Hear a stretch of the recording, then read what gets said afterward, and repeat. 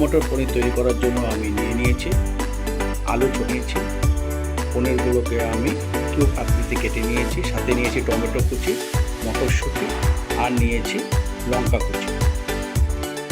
আমি গ্যাসের ওভেনে একটা ননস্টিকের কড়াই বসিয়ে দিয়েছি এবং তার ভিতরে সাদা তেল দিয়েছি পরিমাণ নিয়ে। তেলটা গরমও হয়ে গেছে। এখন আমরা এই তেলের ভিতরে পনিরগুলোকে ভেজে নেব। এর ভিতরে দেবো সামান্য পরিমাণের লবণ। পনিরটা একটু আমরা হালকা ভেজে নেব, আমাদের আর একটা হালকা লাল করে আমরা তুলে নেব। আমাদের পনির ভাজা কমপ্লিট। ঠিক এরকম হালকা লাল করে আপনারাও পনিরটাকে ভেজে নেবেন। এখন আমরা ঠিক ওই পনির ভাজার তেলেই আমরা আলুটাকে ভেজে নেব। এই যে সামান্য পরিমাণে লবণ, হলুদ। আমরা এই আলুতে হলুদটা ইউজ করবো, কিন্তু পরে মশলার সাথে আমরা কোনো হলুদ ইউজ করবো না। ভাজা হয়ে গেছে, ঠিক হালকা লাল করে আমরা আলুটা ভেজে নিয়েছি। এখন আলুটাকে আমরা তুলে রাখবো। আলু আর পনির ভাজার তেলটা একটু কমে নিয়েছি, অথবা তেল আমাদের প্রয়োজন নেই। আমরা সেই তেলের ভিতরে দিয়ে দেবো টমেটো কুচি, কেটে রাখা টমেটো কুচি।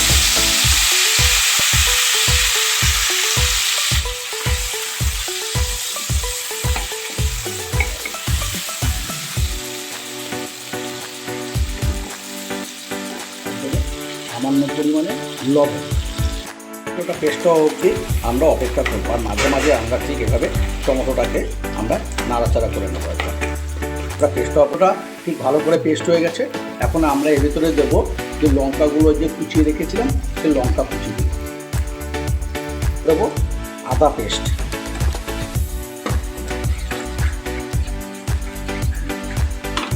আর দেবো মটরশুঁটি।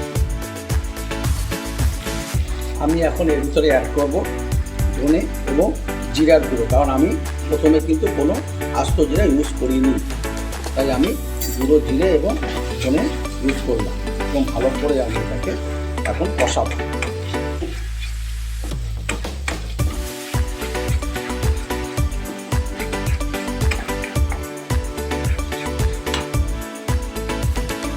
আমি একটু এর ভিতরে তেল অ্যাড করছি, মাঝখানে আমি একটু লাল করে ভেজে নেব। আমি এই মশলার ভিতরে এখন একটু সামান্য পরিমাণে জল ইউজ করব, যাতে মশলাটা তরকারি না ধরে যায়।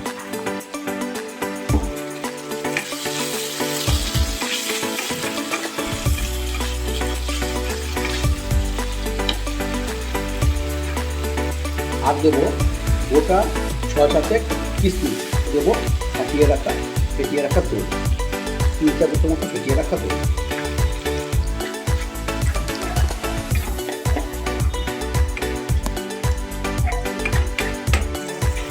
এর ভিতরে আমি একটু অ্যাড করবো একটু কালার, কাশ্মীরি লঙ্কা, একটু কালার অ্যাড করলাম।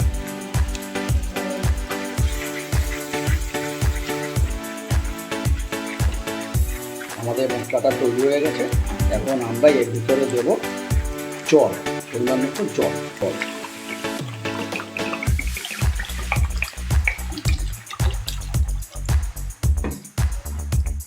জলটা একটু ফুটলেই আমরা পনির এবং আলু ভাজাগুলো ছেড়ে দেবো। ঝোলটা ফুটে গেছে। এখন আমরা এর ভিতরে আলু আর পনিরের যে ভেজে রেখেছিলাম সেটা দিয়ে দেবো।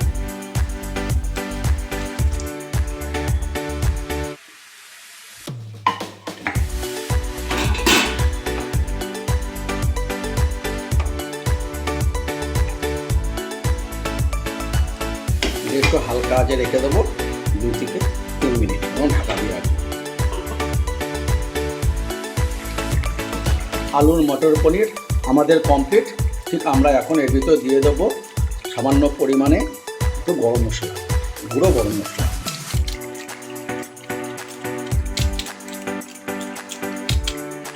আপনারা এই পনির ভাতের সাথে অথবা লুচির সাথে খেয়ে দেখুন এবং রান্না করে দেখুন ঠিক এইভাবে।